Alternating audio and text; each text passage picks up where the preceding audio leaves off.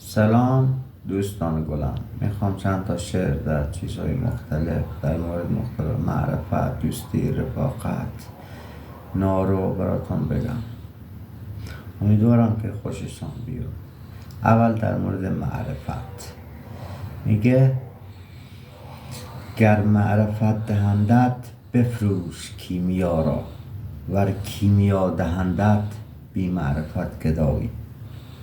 معرفت در گرانی است به هر کس ندهندش، پر طاووس قشنگ است به کرکس ندهندش. حالا یه شعری میخوام در مورد دوستی بگم. دوست آن مشمار که در نعمت زند لاف یاری و برادر خواندگی. دوستان دانم که گیرد دست دوست در پریشان حالی و درماندگی.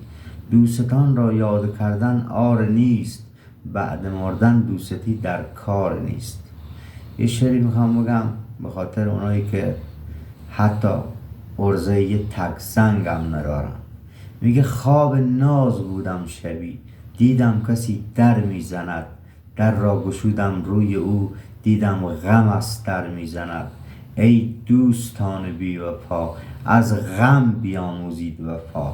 غم با اون همه بیگانگی هر شب به من سر میزند.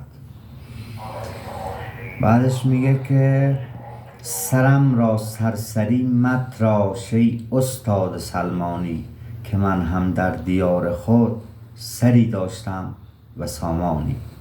در دیاری که کسی نیست یار کسی، یارب چنان کن که نیفتد به کسی کار کسی. به سلامتی مشتیای بی ادعا. قربان همتون برم. متشکرم.